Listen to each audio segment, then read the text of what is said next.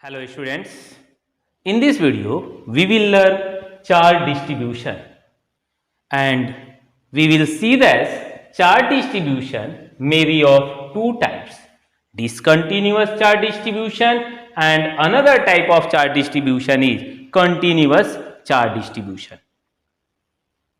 Discontinuous charge distribution में जैसा कि हमने यह फिगर बनाया है, इस फिगर से ही क्लियर है कि दिए गए सिस्टम पे अगर चार्ज नॉन यूनिफॉर्मली डिस्ट्रीब्यूट हो, जैसे इस सिस्टम पे कहीं चार्ज का अमाउंट ज्यादा है कहीं कम है, इस तरीके से अगर नॉन यूनिफॉर्मली चार्ज का डिस्ट्रीब्यूशन होता है तो उसे हम नॉन यूनिफॉर्म चार्ज डिस्ट्रीब्यूशन या डिसकंटिन्यूअस चार्ज डिस्ट्रीब्यूशन कहेंगे। लेकिन अगर किसी सिस्टम पे चार्ज यूनिफॉर्मली डिस्ट्रीब्यूट हो तो उसे हम यूनिफॉर्म चार्ज डिस्ट्रीब्यूशन या कंटिन्यूअस चार्ज डिस्ट्रीब्यूशन कहते हैं। कंटिन्यूअस चार्ज डिस्ट्रीब्यूशन तीन तरीके का हो सकता है, one dimensional charge distribution, two dimensional charge distribution और three dimensional charge distribution. That is हम कह सकते हैं वन डायमेंशनल को लीनियर चार्ज डिस्ट्रीब्यूशन। अगर किसी लाइन वायर पे चार्ज यूनिफॉर्मली डिस्ट्रीब्यूट हो तो इस तरीके का continuous charge distribution linear charge distribution कहलाएगा। लेकिन अगर कोई हम होलो सिलेंडर ले लें और उसके सरफेस पर केवल चार्ज डिस्ट्रीब्यूट हो, उसके बाहरी सरफेस पर अगर चार्ज डिस्ट्रीब्यूट हो तो यह सरफेस चार्ज डिस्ट्रीब्यूशन कहलाएगा। या अगर हम कंडक्टिंग सॉलिड स्फीयर भी सॉलिड सिलेंडर भी ले लिए होते और यह कंडक्टिंग होता तो कंडक्टर पे चार्ज केवल सरफेस पर ही डिस्ट्रीब्यूट होता है, दैट इज यह जो है कि सरफेस चार्ज डिस्ट्रीब्यूशन कहलाता है। या अगर हम डिस्क ले लिए हैं, कोई रेक्टेंगुलर या स्क्वायर डिस्क हमने ले लिया है और उसके सरफेस पर जो है कि चार्ज अगर डिस्ट्रीब्यूट हो तो यह सरफेस चार्ज डिस्ट्रीब्यूशन कहलाएगा। या हमने स्फीयर ले लिया है, अगर हॉलो स्फीयर हो और उसके सरफेस पर चार्ज डिस्ट्रीब्यूट हो तो यह जो है कि सरफेस चार्ज डिस्ट्रीब्यूशन। या सॉलिड स्फीयर भी आप ले सकते हो, लेकिन सॉलिड स्फीयर कंडक्टिंग होना चाहिए। तो कंडक्टिंग सॉलिड स्फीयर पे जो चार्ज डिस्ट्रीब्यूट होता है केवल सरफेस पर होता है और इस तरीके का डिस्ट्रीब्यूशन सरफेस चार्ज डिस्ट्रीब्यूशन कहलाएगा। नेक्स्ट जो है कि हमें जानना है वॉल्यूम चार्ज डिस्ट्रीब्यूशन।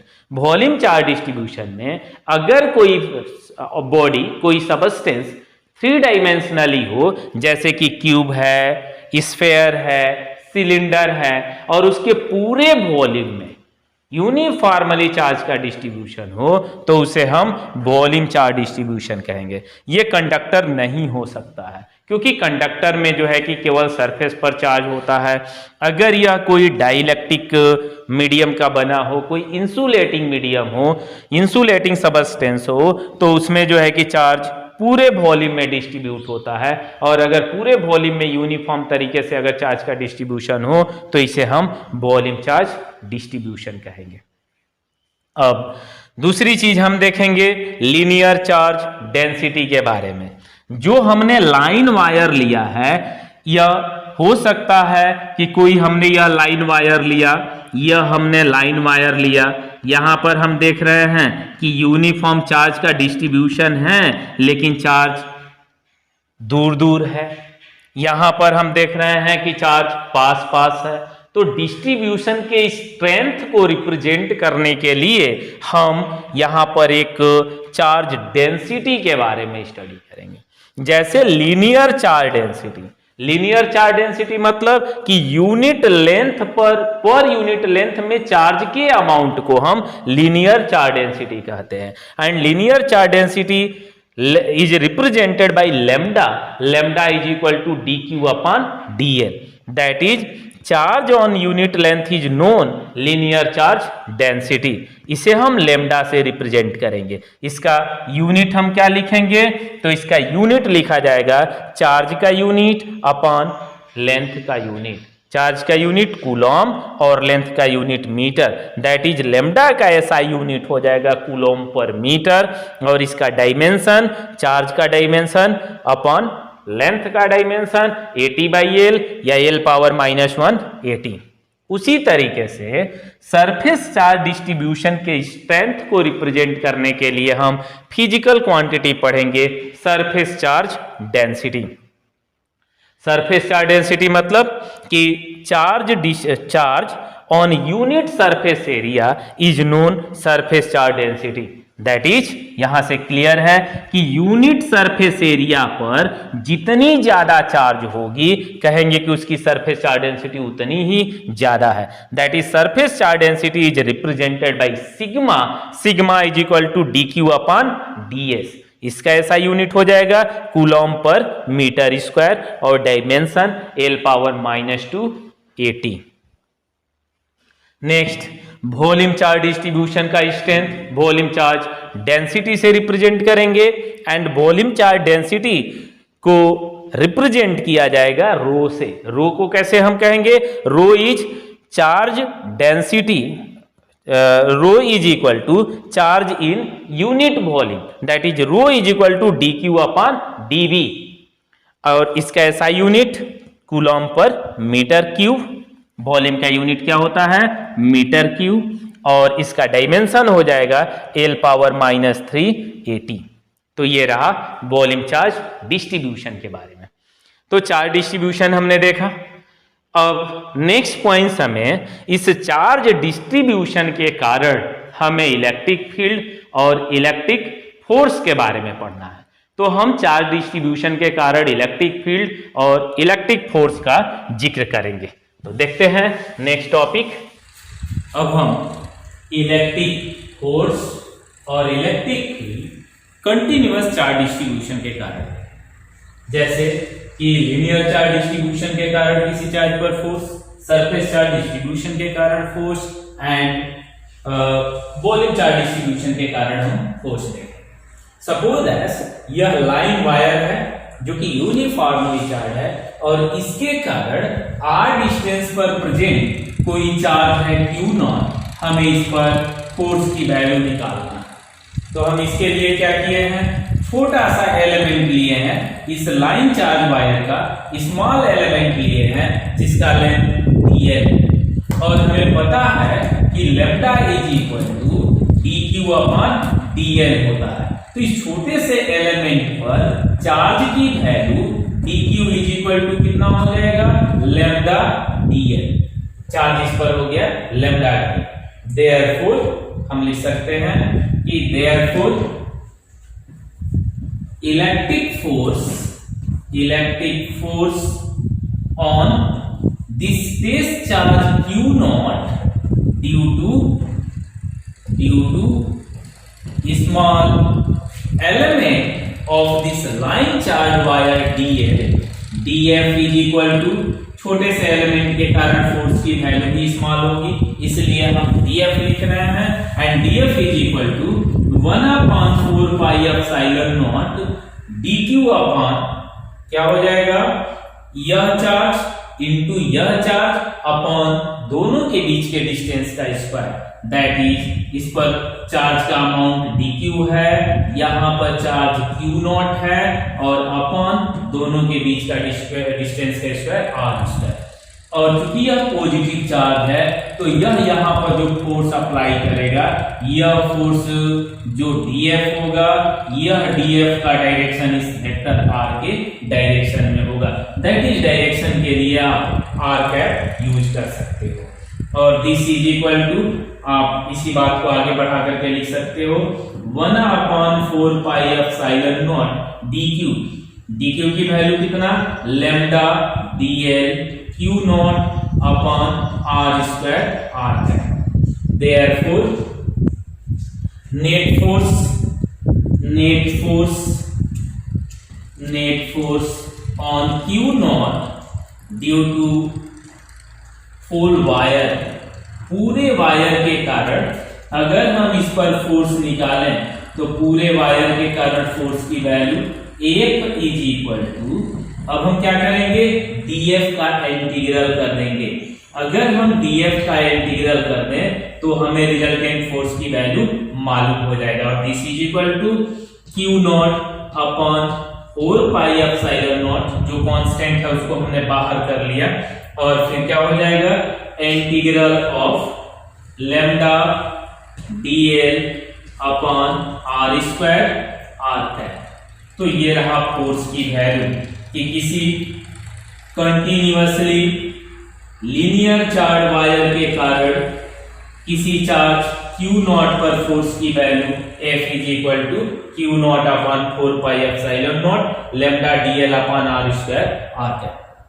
और अगर हम इस पूरे वायर के कारण यहां पर फील्ड निकालना चाहें तो आप लिख सकते हो hence electric field, now electric field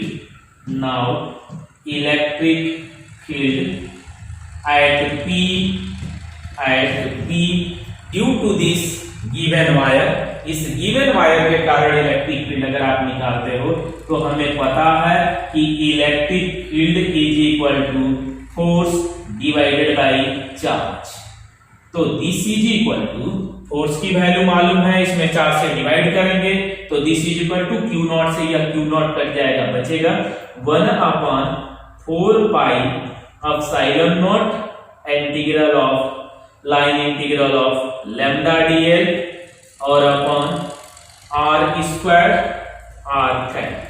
तो ये हो जाएगा इलेक्ट्रिक फील्ड के लिए रिजल्ट। इसी तरह से अगर सरफेस चार्ज डिस्ट्रीब्यूशन के कारण हमें फोर्स और फील्ड की वैल्यू फाइंड करना हो तो कैसे फाइंड करेंगे ये हम देखें। इस छोटे से एलिमेंट के कारण, यहां पर भी हमने छोटा सा एलिमेंट लिया और इस छोटे से एलिमेंट के कारण हम फोर्स की वैल्यू निकालेंगे और फोर्स हो जाएगा dF vector is equal to, कितना लिखा जा सकता है 1 अपॉन 4 पाई एप्सिलॉन नॉट, और हम लिखेंगे कि इस पर चार्ज की वैल्यू सपोज दैट dq है और यह जो चार्ज हमने लिया है यह चार्ज q नॉट है, बीच का डिस्टेंस r है r स्क्वायर और यह r है।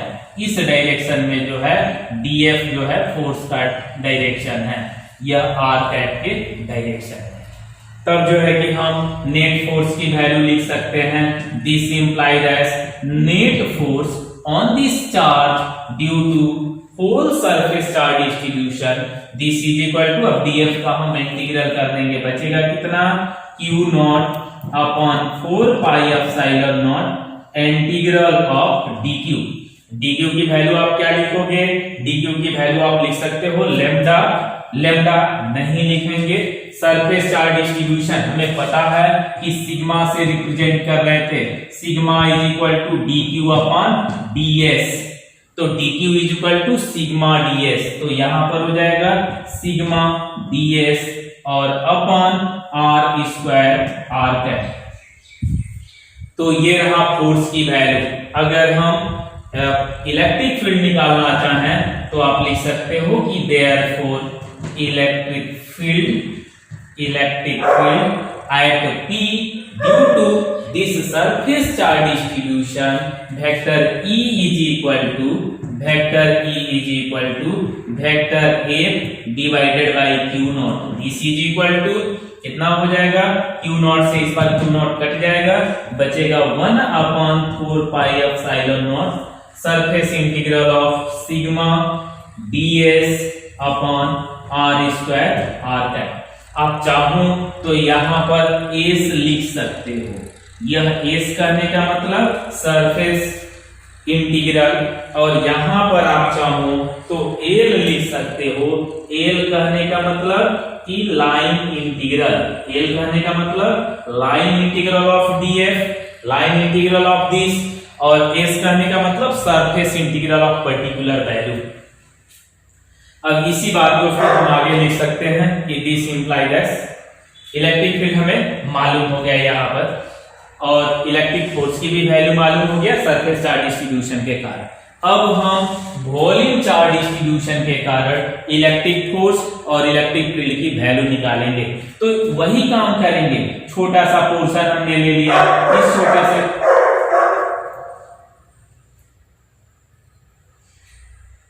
इस छोटे से पोर्शन के कारण हम यहाँ Q नॉट पर फोर्स की वैल्यू हम निकालेंगे। तो Q नॉट पर अगर हम फोर्स की वैल्यू निकालते हैं तो स्मॉल एलिमेंट के कारण फोर्स, पहले तो आप dF निकाल लोगे, तो dF इज इक्वल टू हम क्या लिख सकते हैं कि dF is equal to 1 upon 4 pi epsilon naught इस पर चार्ज का amount dq into test charge q naught upon r square r cap. और आप यहां पर वॉल्यूम चार्ज डिस्ट्रीब्यूशन रो लेकर के चलोगे, rho is equal to dq upon dv। तो आप लिख सकते हो यहां से dq is equal to rho dv। तो this implied as df vector is equal to 1 upon 4 pi epsilon naught dq की वैल्यू कितना, rho dv into q naught upon r square r cap. तो आप फोर्स की value लिखोगे कि this implied as total force on given charge due to this charge distribution, volume charge distribution, this is equal to 1 upon 4 pi epsilon naught। अब इस बार volume integral of क्या लिखा जाएगा, रो dv upon r square r cap, और q not को हम बाहर लिख दे रहे हैं। तो फोर्स की वैल्यू हमें मालूम हो गया।